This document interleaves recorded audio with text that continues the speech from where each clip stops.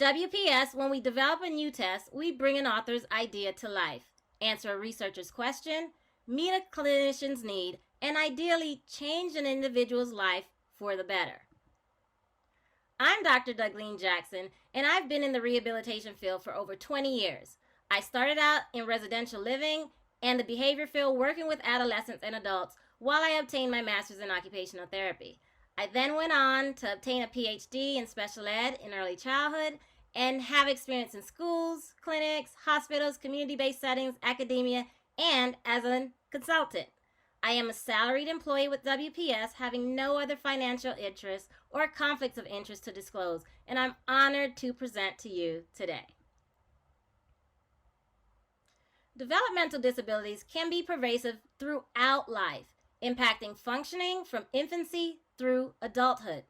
Individuals with developmental disabilities may also present with sensory integration and processing challenges that negatively impact performance and participation in daily activities.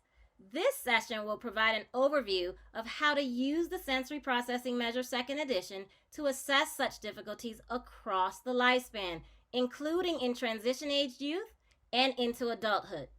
Our objectives are to discuss sensory integration and processing challenges in relation to developmental disabilities across the lifespan and provide an overview of the sensory processing measure 2nd edition and its use in infancy through adulthood.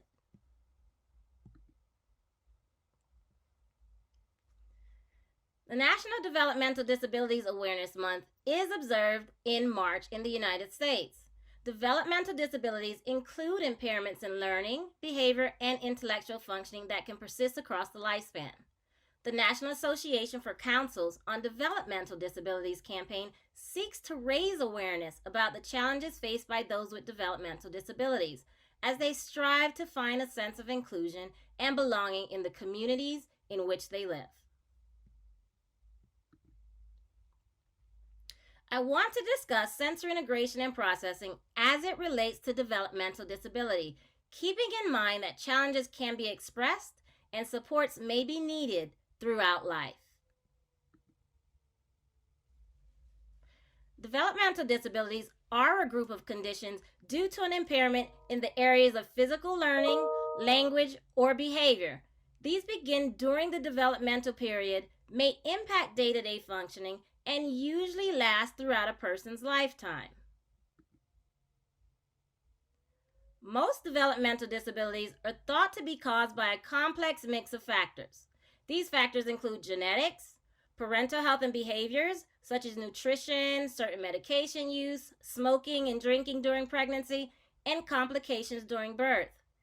Infections the mother might have during pregnancy or the baby might have very early in life, and exposure of the mother or child to high levels of environmental toxins, such as lead, may also be factors.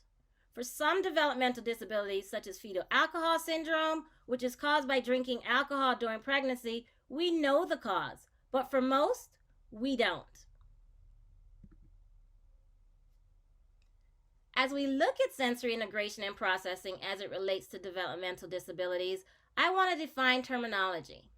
The current term, sensory integration and processing, reflects the contributions of A. Jean Ayres and others who have continued studying and researching Ayres' original work. You might hear the terms integration and processing used interchangeably or even jointly throughout this session and in other spaces. Sensory integration and processing refers broadly to the central nervous system processes where incoming sensory data are organized within each sensory system, as well as across different sensory systems. Simply put, it's how we organize and use sensory information in our everyday functioning. Sensory integration and processing not only shapes, but can negatively and positively impact our development and functioning. What we're most concerned with as practitioners is how sensory integration and processing might impact our performance and participation in occupations and activities of everyday life. When we're able to process and produce an adaptive response that is appropriate to the sensory stimuli within the context of a task or activity, we are able to function. As we engage in new experiences and navigate life from infancy through adulthood, we develop our adaptive responses, and when this doesn't happen, we might present with a challenge in functioning, such as being over or under responsive, and more. In infancy, we rely on our caregivers, such as our parents, and this is where co-regulation takes place. The caregiver helps to shape the environment and experiences, and even modulation for the infant, toddler, and during early childhood. As we get a little older, during our formative childhood years, we may still rely on some shared regulation to function, learning how to do this on our own, or maybe not. Self-regulation occurs as we move from childhood into adolescence and into adulthood.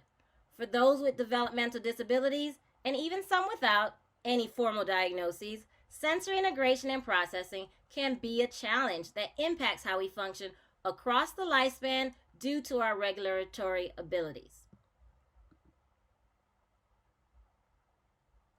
In order to identify challenges with functioning across the lifespan, we need to consider measures that are available for a variety of ages and allow for feedback from multiple sources. During the early stages of life, the ways in which we can gather information for assessment are from caregivers who might be parents, grandparents, teachers, foster parents, and guardians, in addition to direct observation of someone's abilities. As a child ages and moves into adulthood, we can include them as informants.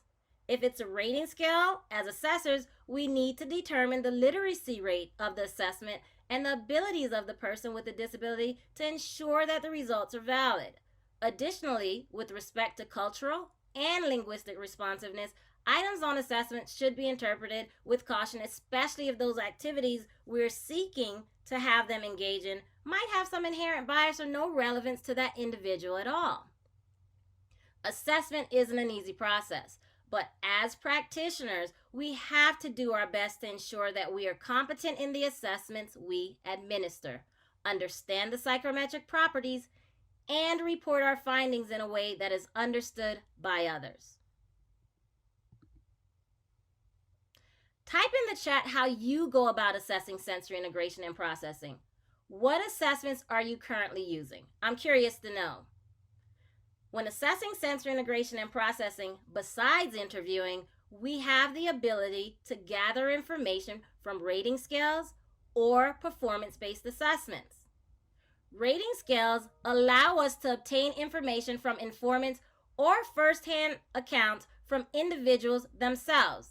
This can provide us with useful information on specific sensory integration and processing abilities and concerns, as well as help to identify challenges with adaptive behavior. Performance-based assessments allow us to engage in direct observation, looking at motor abilities related to praxis and direct responses, regulation, and organization as a result of exposure to specific stimuli and events. Assessment of sensory integration and processing should not rely solely on one method, and it's recommended that such assessments be a part of a comprehensive evaluation and not completed in isolation. Pictured here are assessments that are frequently used, including some that you might have used in the past or were newly released. Many of you might be familiar with performance-based assessments like the Sensory Integration and Praxis Test, the SIPT, and the Structured Observations of Sensory Integration Motor, the SOCM, which was recently published. The Sensory Processing Measure 2nd edition was released in 2021 with accompanying quick tips to also provide you with intervention strategies. I am here to give you an overview of the Sensory Processing Measure 2nd edition today, helping you understand how it can be used with individuals with developmental disabilities across the lifespan.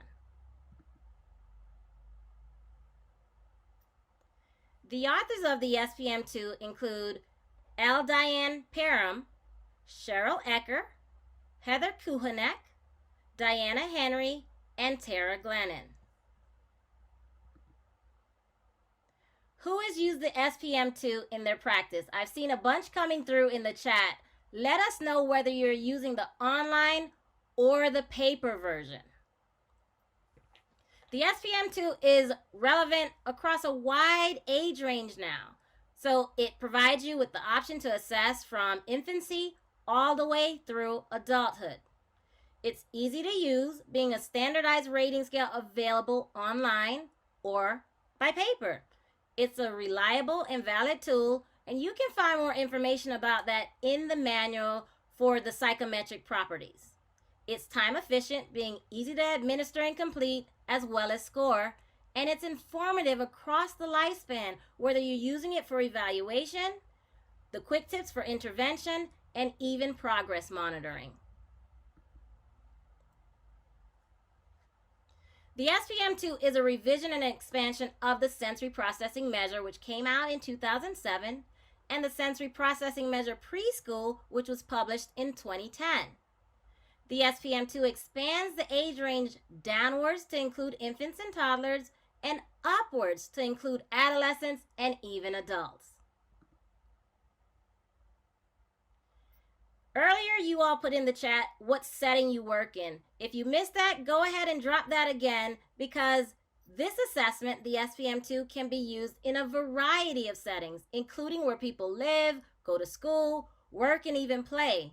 It's used by different professionals working with infants through adulthood, including in schools, clinics, hospitals, community agencies, residential facilities, and research.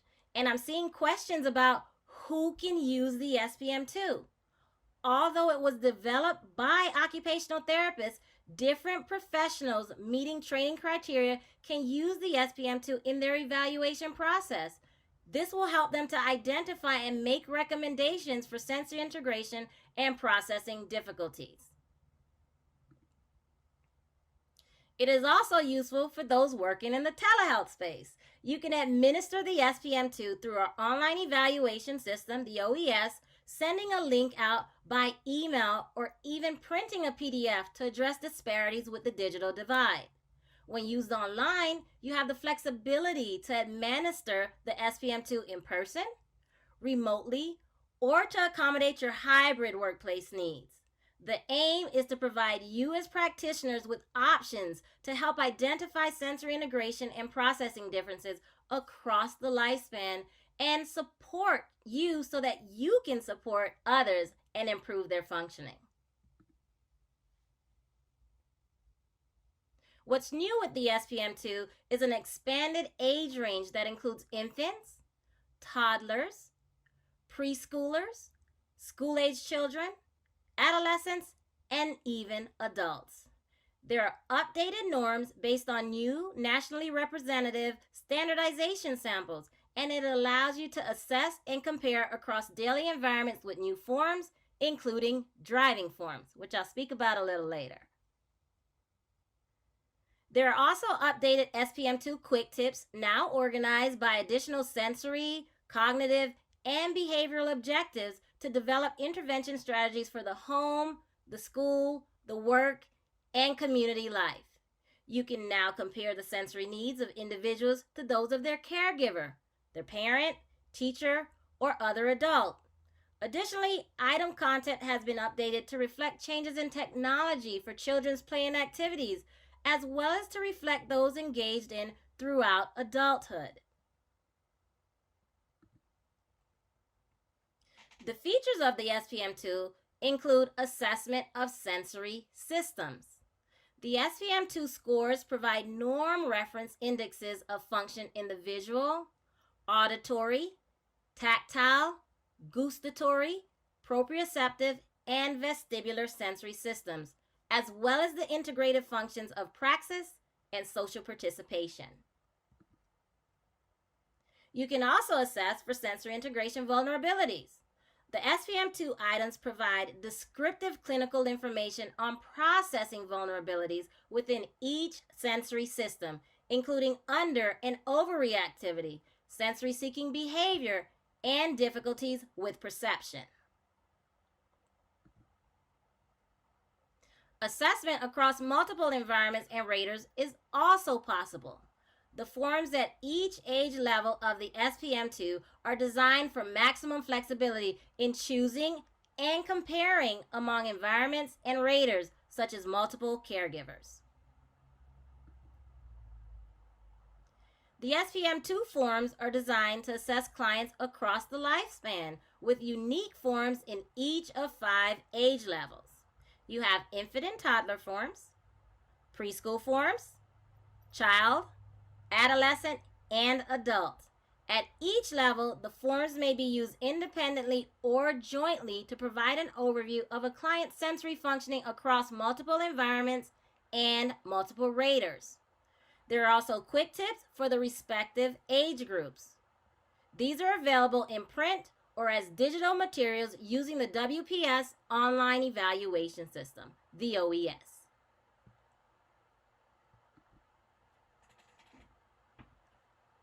The 12 main forms each consist of 80 Likert-type items rated in terms of the frequency of a specific behavior. So you'll have the option to indicate whether something occurs never, occasionally, frequently, or always, and they take about 20 to 30 minutes to complete. Environment forms are now included free of charge. There's no CD anymore because last I checked, I don't even have that on my device unless I use an external drive to do so. They're available now through the online evaluation system and as a free download on the website. For the infant and toddler, you have 3 distinct forms. You have an infant form, a toddler form, and a caregiver self-report form. These are for ages 4 to 30 months of age. How many of you work in early intervention? Put that in the chat. If you're in the early intervention space, you have the opportunity to use this assessment there. When we look at preschool, that's for ages 2 to 5 years of age. So if you're working with those preschoolers, you'll have the option to use a home form or a school form. When we look at the child range, that's 5 to 12 years of age. There you have the home form, school form, and school environment forms. Keep in mind that these environment forms are for ages 5 through 12 years of age. They include art, school bus, cafeteria, music, physical education, and recess and playground. Those of you who work in transition services, you can use the SPM-2 there as well. For ages 12 to 21 years, you would look to the adolescent forms. There's a home form, a school form, a self-report form even. So if that person can provide input from a self perspective, this would be the one you'd use. You have the driving rater report form and the driver self-report form. No, it doesn't tell you whether that person can drive. It is used to help you understand how the sensory features of the environment and their response to that might impact the occupation of driving. Similarly, those forms are also available for the adult age range of 21 to 87 years of age. So you have a rater report form as well as a self-report form there. So as you see, there are a lot of forms available to you now so that you can truly assess sensory integration and processing needs across the lifespan.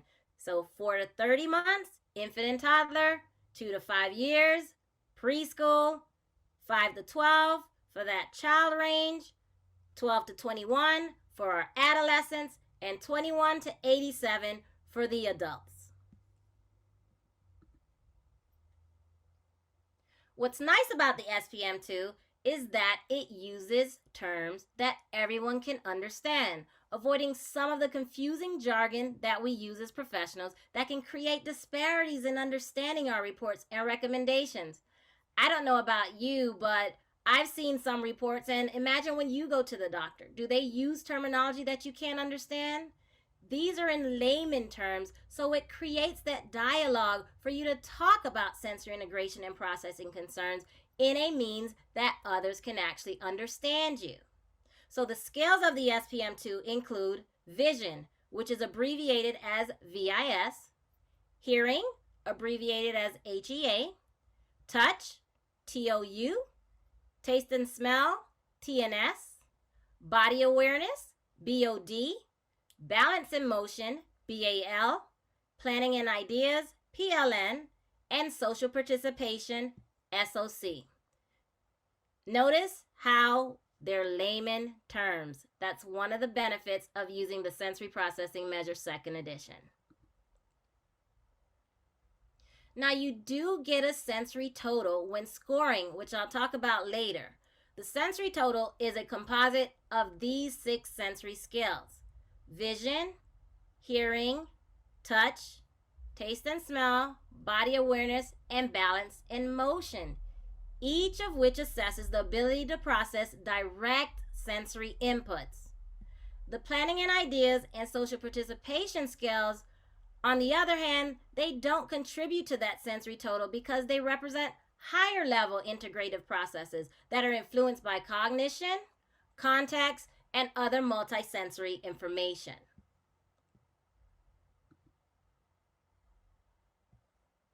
Now let's talk about administration, which is especially important if you haven't used the SPM-2 yet.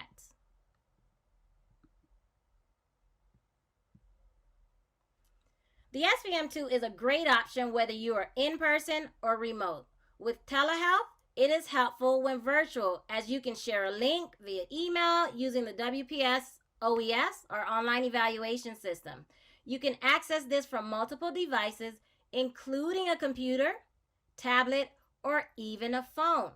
We've learned throughout time that people like options, and we give you that so you can access this technology and also consider that digital divide. You can even print out a PDF if needed. So we recognize that digital divide and that not everyone has access to the internet or even prefer to complete assessments digitally. I saw when we asked who's using this online or by print, and many of you put in the chat, print, print, print. Some people just like paper, and that's okay. We give you that flexibility. So if you're using the SPM-2 through the online evaluation system, you have that option to print a PDF and give a paper copy for those who still like to use it that way. If you prefer paper altogether, the SPM-2 is available in print. So you have flexibility with the SPM-2, online or by paper. Online provides you with the most options, either sending a link through an email or printing a PDF, and then you return online to score it through the OES. The SPM-2 affords you with that practicality and those strategies for assessment of sensory integration and processing across those 2 contexts, whether you're in person or virtual.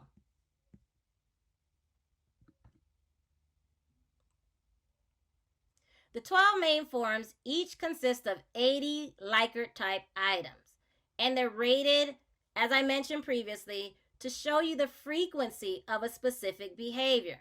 You have the option for never, occasionally, frequently, or always, and it's time efficient, taking just 20 to 30 minutes to complete.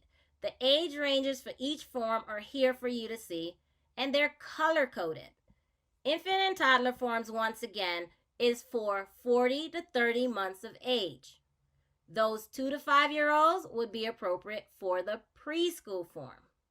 There are forms for the child age, that's 5 to 12 years, and adolescent and adult. So adolescent is 12 to 21, adult is 21 to 87. Now, how do you keep track of which one should you use if there's any overlap? Look in your manual. I can't stress this enough. There is a manual that is full of information that's very valuable to you. This is figure 2.1, and it shows you which form to use depending on the age of the individual. It's like a decision tree that helps you decide when that overlap occurs, which to use. For example, if someone was in kindergarten and they're 5 years of age, you would use the child form. But if that 5-year-old had not started kindergarten yet, you would instead use the preschool form. For those working with transition age youth, you have the option now to have an adolescent form. But what if they're 21? If they're still in high school, then you would use the adolescent form. If they're no longer in high school, then you'd move up to the adult form. So this chart is there to help you figure that out. And what's nice is that you can assess across the lifespan. So 4 months all the way up through 87 years of age. And you have options. And this chart is here to help you understand when you're questioning, which one do I use? Refer to it. Look in your manual. The text is right there for you.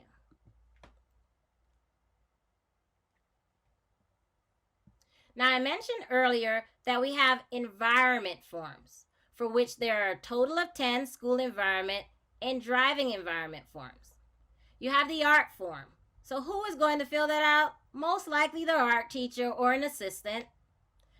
The school bus form, that's completed by, you got it, school bus driver or an assistant. Maybe there's an attendant on the bus that is there for that student. In the cafeteria, whoever is accompanying that student to lunch is going to be your best informant.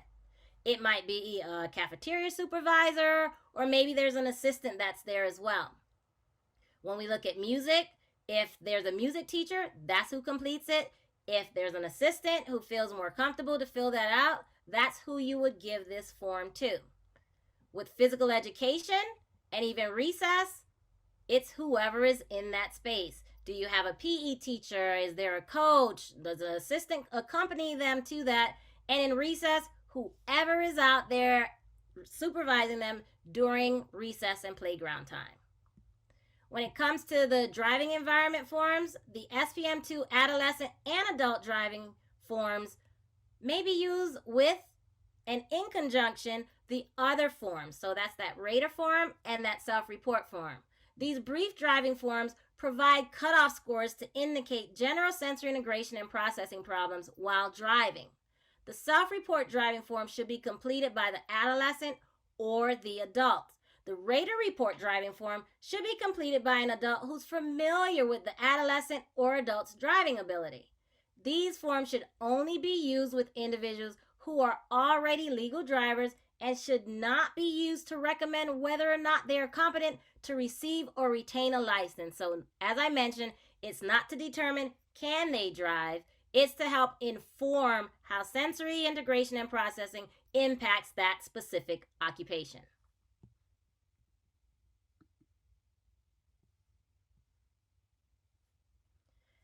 Now back to what you're going to have as options when you send this form out to get your responses.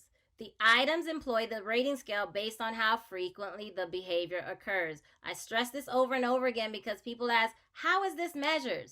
Each item is rated never, occasionally, frequently, or always, whether you're using the environment forms or the longer forms. A number is assigned to each rating, so you have 1, 2, 3, or 4, with higher scores representing more problematic behavior. The raw scores are calculated by summing the item scores associated with each scale. Therefore, a higher raw score on any SPM-2 scale always indicates a higher level of difficulties.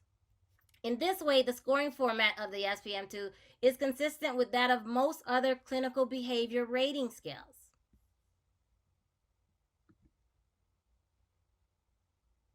The SPM-2 forms are written at about an 8th grade level, and they occasionally, you might encounter raters who cannot read at that level. It might be a parent who's non-native English speaking, or who can't read, or under the present conditions probably has a visual impairment, or you're conducting it over the phone. In these instances, it is permissible to complete the form by reading it to the rater. However, you must read the instructions and items exactly as they are written on the SPM-2 form. You should also note the administration procedure on your written report. For cultural and linguistic responsivity, the SPM-2 is currently available in English as well as Spanish.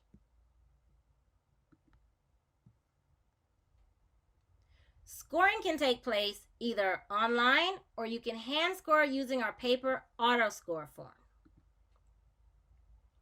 With the paper forms, the respondent, who's either the caregiver or the individual providing a self-report, circles and indicates whether a behavior occurs never, occasionally, frequently, or always. This renders a carbon copy of their responses on the inside scoring sheet where you total the responses for each skill. For any missing responses, you'll circle the median score for that item, which is indicated in bold typeface on the scoring worksheet. Now, despite your best efforts to encourage completion of every item, some raters may leave it blank. As a rule, if any main form has a total of 8 or more missing responses or 4 or more missing responses on any single 10-item scale, don't proceed with scoring or interpretation of that form. Instead, contact the rater to obtain the missing item ratings or choose another rater. If there are a total of 7 or fewer missing responses and 3 or fewer missing responses on any single item scale, like touch, hearing, body awareness, you can proceed with scoring and interpretation, substituting that median value for the missing responses.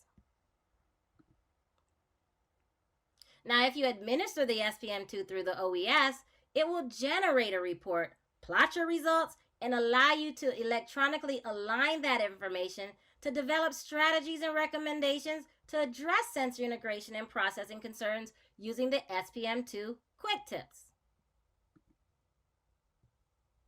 When using the paper form, we use the auto score page to obtain the SPM-2 scores. Raw scores are calculated by summing the item scores associated with each individual scale, and then for each scale, you'll get a standard score as well as a sensory total. Remember, the sensory total includes only the following 6 scales: vision, hearing, touch, taste and smell, body awareness, and balance and motion. Planning and ideas and social participation are not included. A higher raw score on any SPM-2 scale always indicates a higher level of difficulty. In this way, the scoring format is similar to those other behavior rating scales you might include in your evaluation process. SPM-2 raw scores for each of these scales are converted to T-scores, a type of standard score which have a mean of 50 and a standard deviation of 10. Similar to other tests in which higher scores indicate greater difficulties, T-scores in the range of 40 to 59 represent typical functioning. T-scores in the range of 60 to 69 represent moderate difficulties in functioning. And T-scores of 70 or above represent severe difficulties in functioning. The SPM-2 standard scores are used in conjunction with an analysis of item responses to develop an interpretation of a client's functioning. So you can look back at each individual item to get a larger picture as to what's going on. You should never look at just one item and run with that. SPM-2 standard scores are also used to calculate the different scores, which allows clinicians to compare sensory function across any 2 forms. So maybe you send one to the parent and one to the teacher. You can then bring those back together and look at the different scores to see where that variance might be and open up that dialogue to see what's that contributing factor. Now, the briefer school environment and driving environment forms are interpreted via cutoff scores, indicating whether a client is experiencing more problems in that setting than 90% of the participants in the normative sample for that respective age group.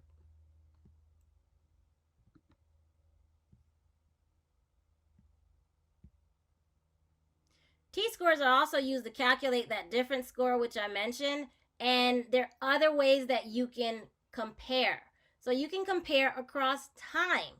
So with repeated administrations over different time periods, you can look at an infant as they age. You can look at a child as they navigate the different grades, and an adolescent and adult within that respective test-retest range.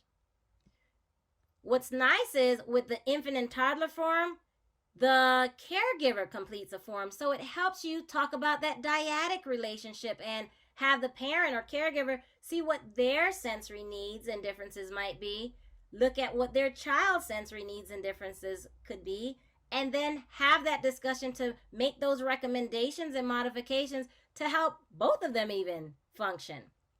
You can compare across contexts, so you have the home and the school. You can compare across raters, depending on who's completing it. And you have many different options that you can make these calculations. And online, there is a scoring sheet that you can go ahead and use to do that, the form comparison worksheet. So you'll enter the input from one and the other, and then look at where those variances might be and changes over time as well. Now, the question is often asked, what happens now that I have the assessment completed? How can I use this information to support functioning of those with developmental disabilities across the lifespan? This information is valuable to help you identify what might be working for an individual from a strengths-based approach, as well as what challenges they might be having, resulting in difficulties with performance and participation in everyday activities. The SPM-2 results help you to focus on what strategies and interventions might be appropriate to improve functioning. For anyone, in order for sensory strategies to be effective, we must first start with an adequate assessment of an individual's unique sensory processing and integration abilities. As part of an initiative by the American Board of Internal Medicine Foundation in 2018, the Choosing Wisely campaign was put forth by the American Occupational Therapy Association with best practice recommendations regarding sensory processing and integration assessment. It states, processing and integrating sensations are complex and result in individualized patterns of dysfunction that must be addressed in personalized ways. That means you just can't throw anything and hope that it works. Interventions that do not target the documented patterns of dysfunction can produce ineffective or negative results. Therefore, it's imperative to assess and document specific sensory difficulties before providing sensory-based interventions, such as air sensory integration, weighted vests, or sensory diets. Overall, just don't provide sensory-based interventions to individuals without documented assessment results of difficulties processing or integrating sensory information. Step 1 for any recommendations related to sensory processing and integration should start with an assessment of abilities and how it impacts their functioning. Intervention for infants, toddlers, children, adolescents, and adults may change over time. It's important to use rating scales and performance-based assessments to help focus on what interventions might be appropriate across the lifespan, adjusting over time as needs change. Intervention should be rooted in evidence-based practice, keeping in mind that this often changes. Air sensory integration is recognized as an evidence-based approach for intervention with individuals with autism, with benefits for those with other developmental disabilities as well. Where the evidence doesn't exist, data collection is key. With the SPM-2 Quick Tips, it is rooted in air sensory integration and helps you provide those recommendations to use in your intervention approach, to use to make suggestions as to how to address challenges that are identified, and you can even track data to see if those strategies are working or not. There are also sensory-based strategies included in the SPM-2 Quick Tips. And if you've used it in the past, put it in the comments, put it in the chat. If you haven't, we do have resources on our website and YouTube channel that can help you learn more about it. And I'll briefly mention it here. So the Sensory Processing Measure 2nd Edition Quick Tips allows you to provide intervention recommendations across the lifespan. You have quick tips for infant and toddler, preschool, child, adolescent, and adult. Currently, the preschool and child versions are available.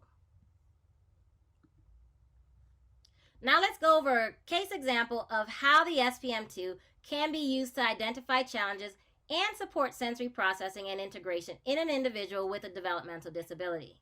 We'll quickly take a peep into a snapshot of current day Johnny in school and envision him into the future. Remember, the SPM-2 can now be used across the lifespan, including infancy through adulthood.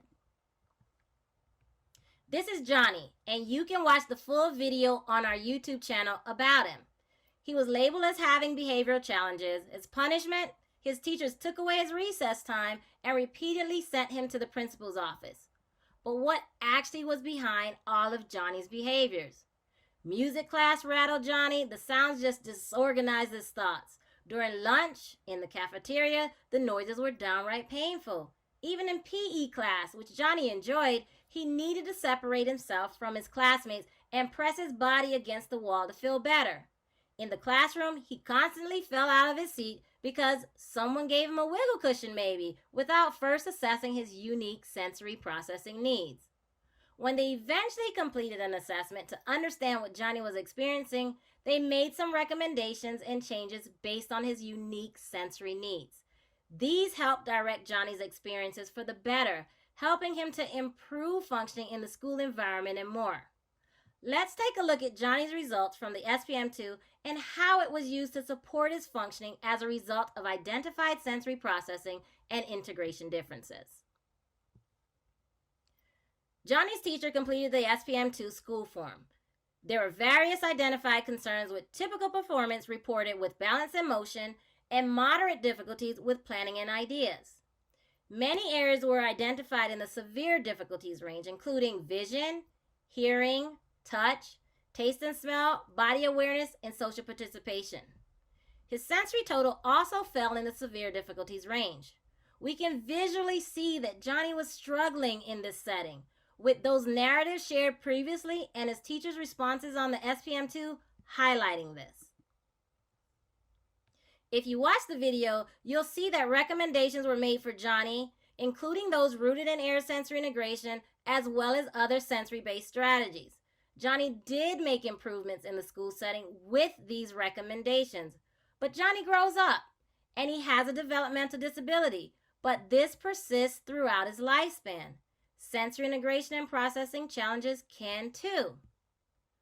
The presentation of its sensory integration and processing differences may look different across the lifespan, and the impact on function may vary, changing, maybe becoming lesser, or even heightened as he enters maybe puberty, college if that is his path, residential living, and even in the workplace.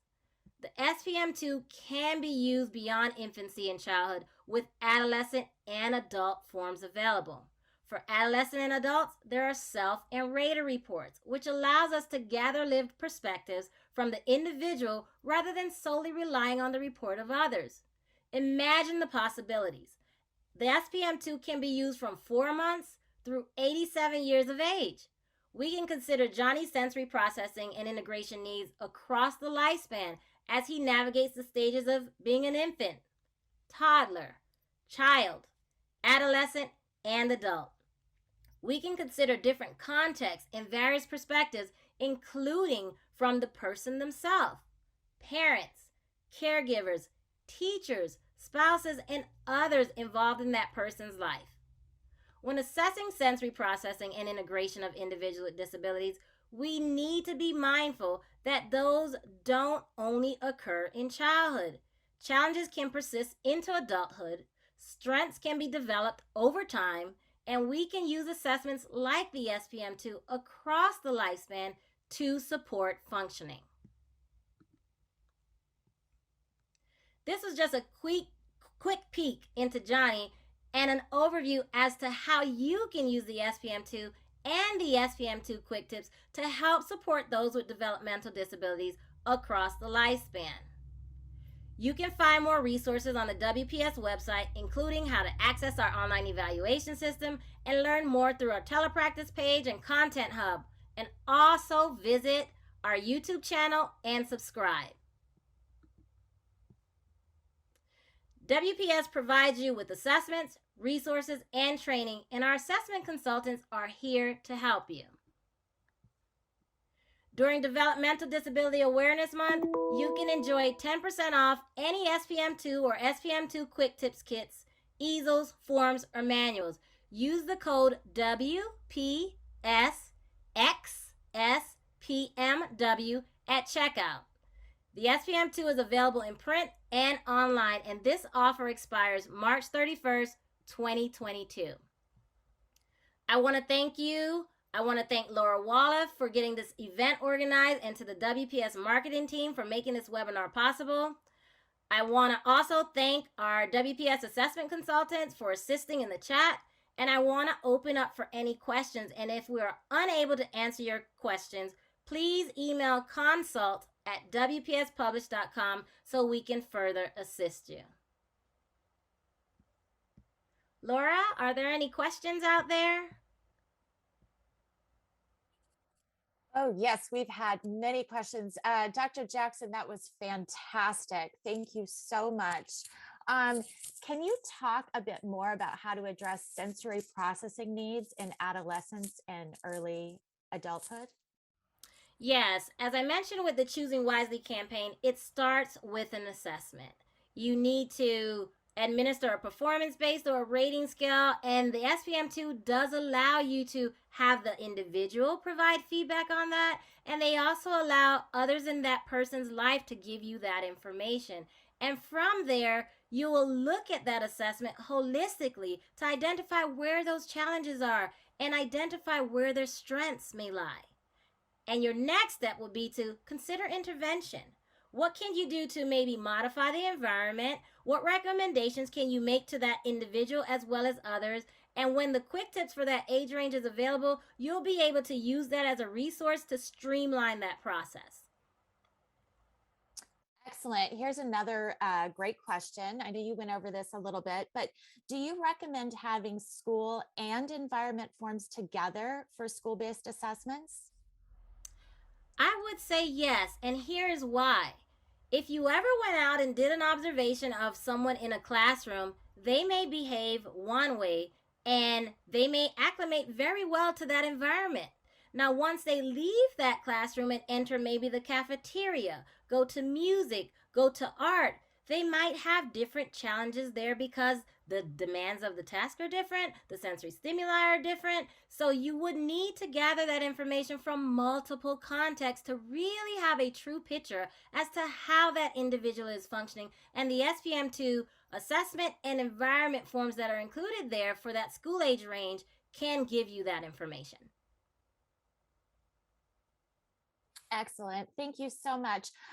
Dr. Jackson, what are the sensory categories labeled on the assessment? So there are several. I don't know them offhand, but I'm going to try. We have hearing, touch, vision, balance and motion, taste and smell, social participation. What's the other one?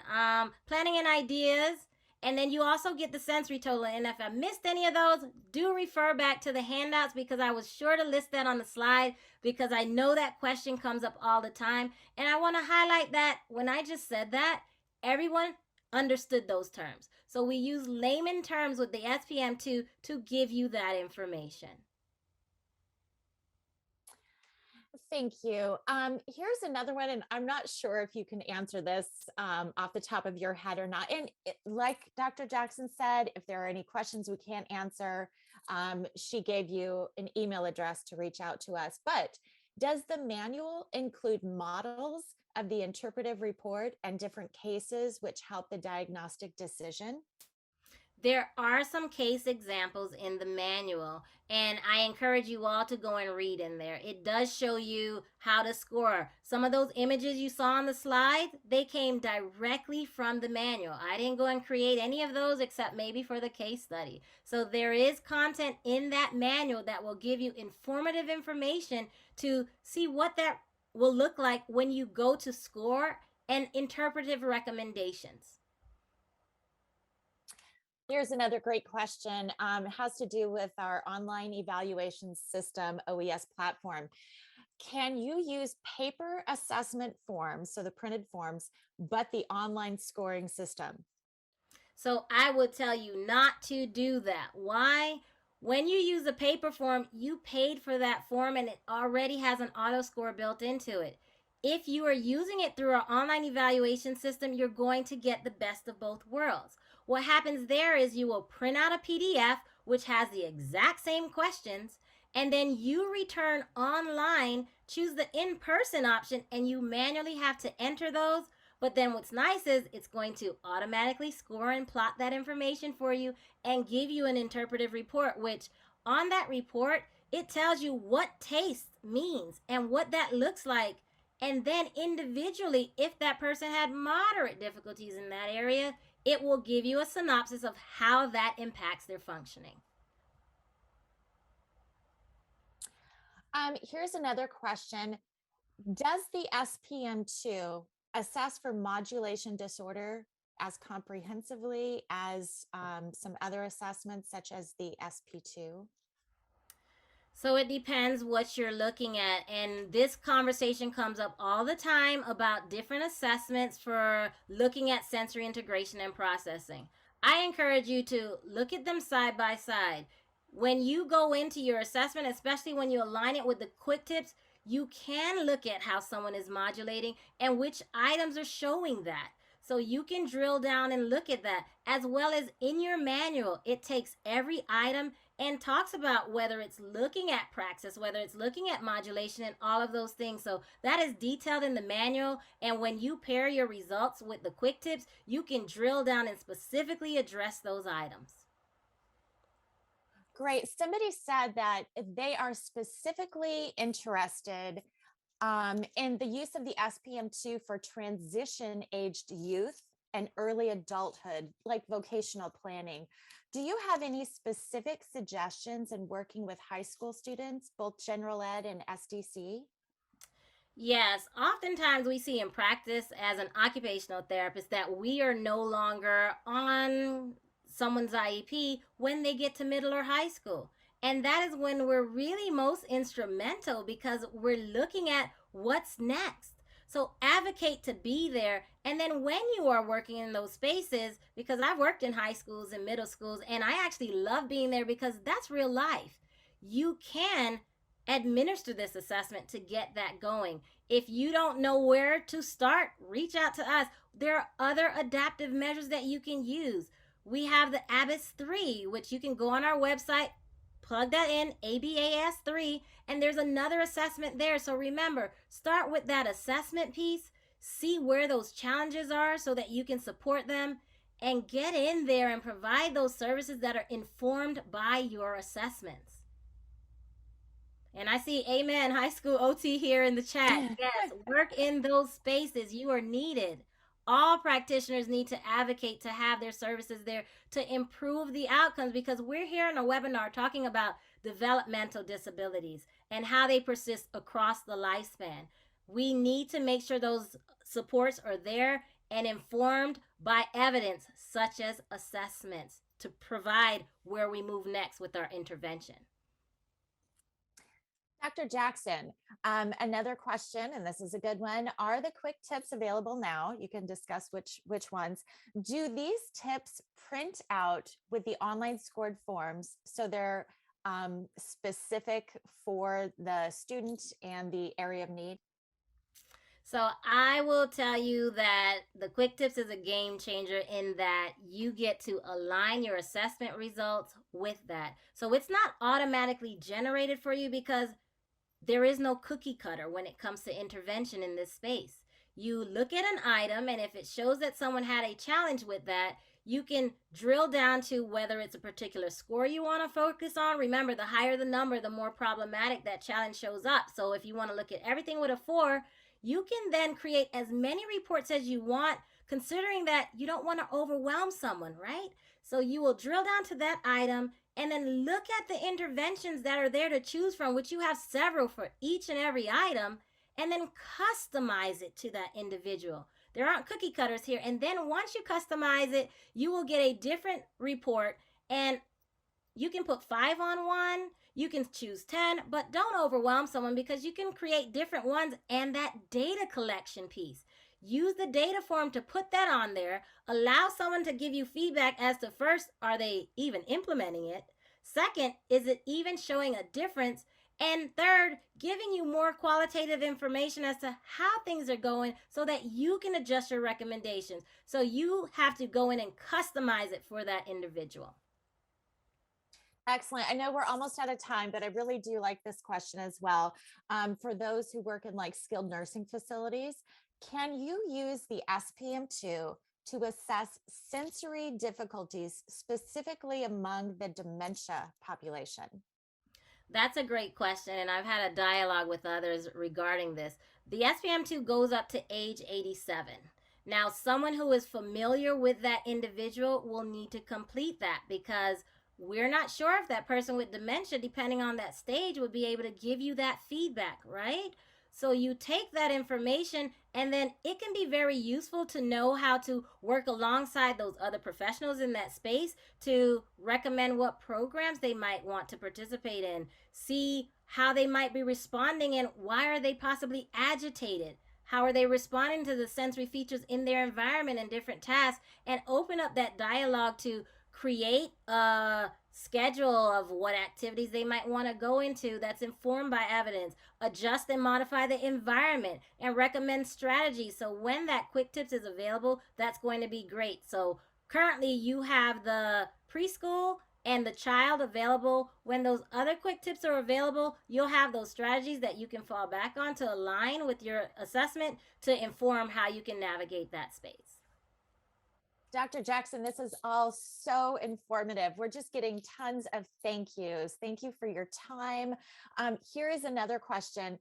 Would it be allowable to provide the SPM-2 at the child or student's developmental age? So for example, a 12-year-old who is cognitively performing at 4-year-old developmental range. You should use the age band that is set for that particular individual. Because remember, this is a standardized assessment. So when we looked at populations, we did it based on age. So it's not recommended to use it that way. If someone is 12, consider the overlap, what grade they're in, and that's how you choose your assessment. It's not chosen to go backwards because developmentally you think that's where someone is.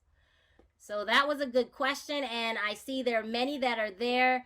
Continue to post them in the comments. We do look at these questions, and that helps us learn how to help you in the different resources that we bring to you, like this webinar today. We have assessment consultants across the United States as well as internationally to help assist you and answer any of your questions. I'm Dr. Douglas Jackson, just one of the WPS assessment consultants, and we're always available to support you. Do reach out to your assessment consultant to talk about assessment, talk about your training needs, and you can find our contact information on the WPS website at WPSpublish.com. For all other inquiries, including customer service, quote requests, technical support, and rights and permissions, reach out to us on our website. And we have other webinars that are coming up, so be sure to look out for those, register for them on our website. And the next webinar is the Autistic Experience Across the Lifespan, Considerations for Improved Clinical Practice with Dr. Ann Rogers, one of my colleagues. And I want to thank you for attending. I thank you for all of your questions. Make sure you subscribe to our YouTube channel. Look out in your email because we will be sending you links to various resources, this recording, as well as the PowerPoint. So thank you everybody for your time, and have a great day.